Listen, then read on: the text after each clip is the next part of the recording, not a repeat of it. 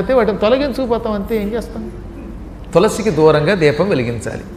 ఆ తర్వాత వినయముగా నమస్కరించి అమ్మా తులసి నీ పూజ చేస్తున్నావు అనాలి. ముందుగా కొంచెం నీళ్ళు అందులో మొక్కలో పోసి అప్పుడు ఆచమనం చేసి యథాశక్తిగా సంకల్పం చెప్పుకొని తులసీదేవికి తీపి అంటే చాలా ఇష్టమట. పంచదార కానీ బెల్లం మొక్క కానీ నైవేద్యం పెట్టాలి. నైవేద్యం పెట్టాక ఈ తీపిని తీసుకెళ్ళి ఎవరికైనా పెట్టేయాలట. మొక్క దగ్గర ఎక్కువసేపు పెట్టకూడదు. ఆ తర్వాత ఏం చేయాలి?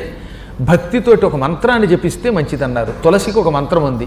ఆ మంత్రం మీకు చెబుతున్నాను అనండి అందరూ కూడా. స్వయముగా విష్ణుమూర్తి అందించిన తులసి మంత్రం ఇది. ఓం శ్రీ మహాగణాధిపతయే నమః. శ్రీ గురుభ్యో నమః. ఓం శ్రీం హ్రీం క్లీం కాదు, ఐస్ క్రీమ్ కాదు, హ్రీం. హా యారాల వల్ల హా ఉంటుంది, హీ రాసి కింద రావచ్చు అనమాట. హ్రీం క్లీం ఐం బృందావన్యై స్వాహ. ఓం శ్రీం హ్రీం క్లీం ఐం బృందావన్యై స్వాహ. దేవీ భాగవతంలో 25వ అధ్యాయంలో 9వ స్కంధంలో 9-10 శ్లోకాల్లో ఈ మంత్రాన్ని విష్ణువు రచించిచ్చాడు. చాలా గొప్ప మంత్రం. రోజు చేయకపోయినా తులసి పూజ చేసేటప్పుడు ఈ మంత్రాన్ని అక్కడ జపం చేసి అప్పుడు తులసికో నమస్కారం చేసినా హారతిచ్చిన అఖండ ఫలితం ఇస్తుందిట. ఇంకా ఫలితం ఇంత అంత అని చెప్పలేం. శ్రీకృష్ణుడి యొక్క సంపూర్ణ అనుగ్రహం పొందడానికి ఎంతకంటే ఉత్తమ మార్గం లేదన్నాడండి భగవంతుడు. కృష్ణుడికి ఈ మంత్రం అంటే ఇష్టం. తులసీ మంత్రాన్ని జపించి తులసిని పూజిస్తే వాడు తులసీవనం నాటి తులసీవనంతో కూడిన స్థలం దానం చేసిన పుణ్యం పొందుతాడు. అసలు ఈ రోజులో స్థలదానమే చేయటం లేదు. ఇంకేకంగా తులసి ఉన్న తోటను ఎవడు దానం చేస్తాడు? కానీ ఈ మంత్రమును నిత్యము జపిస్తూ ఇన్ని నీళ్లు తులసి మొక్కలో పోసినటువంటి పుణ్యాత్ముడికి తులసీవనము దానము చేసిన పుణ్యము వస్తుంది, తులసీవనం మధ్యలో ఉన్న పుణ్యము వస్తుంది, బృందావనం దర్శనం చేసిన పుణ్యం వస్తుంది. ఎవరికైనా ఓపికంటేట కార్తికీ పూర్ణిమాయాంచ తులస్యా జన్మ మంగళం. కార్తీక పూర్ణిమ నాడు బృందావనానికి వెళ్ళి, బృందావనానికి వెళ్ళకపోతే మన ఇంట్లో తులసి దగ్గరికి వెళ్ళి, ఎప్పుడు?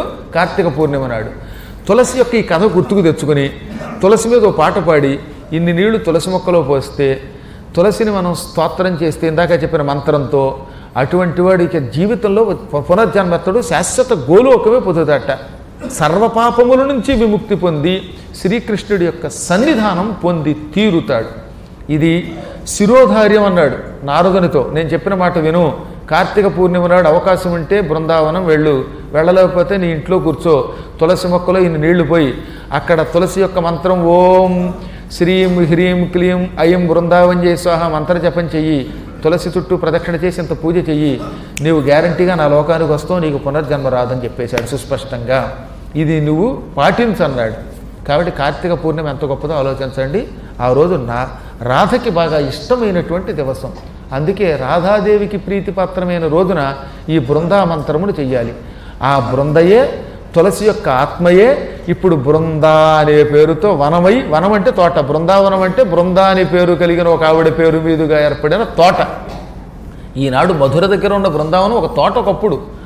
ఆ తోట కాస్త ఇవాళ తోట పోయింది, మనలాంటి వాళ్ళందరూ ఆక్రమించుకున్నారు, దాంతో అది నగరం అయిపోయింది. కానీ ఒకప్పుడు ఎక్కువగా చెట్లు ఉండేవి, మంచి వనం ఉండేది.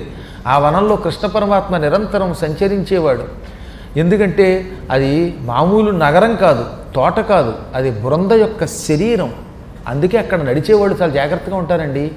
ఇది బృందాదేవి తులసీదేవి యొక్క శరీరం. ఆ శరీరమే ఈ భూరూపంలో ఉన్నది. అందువల్ల ఇక్కడ ఎక్కడ పడితే అక్కడ ఉమ్మకుండా ఉండాలని జాగ్రత్త పడి ఉమ్ము వేయడానికి కూడా కొన్ని నియమాలు పెట్టుకున్నారు. ఏ బాత్రూములోనూ అక్కడే వేస్తారు. మలమూత్రాలు ఎక్కడ పడితే అక్కడ విడిచిపెట్టకుండా ఉండేవారు. ఆ నేల మీద పొల్లిగింతలు పెడుతూ దొర్లు ప్రదక్షిణలు చేస్తారు. అక్కడ నాకు ఆశ్చర్యం కలుగుతున్నమాట. అలా సాష్టాంగపడుతూ అలాగే మొత్తం బృందావనం అంతా తిరిగే పుణ్యాత్ములు ఉన్నారు. అక్కడ ఉన్నంత వరకు కూడా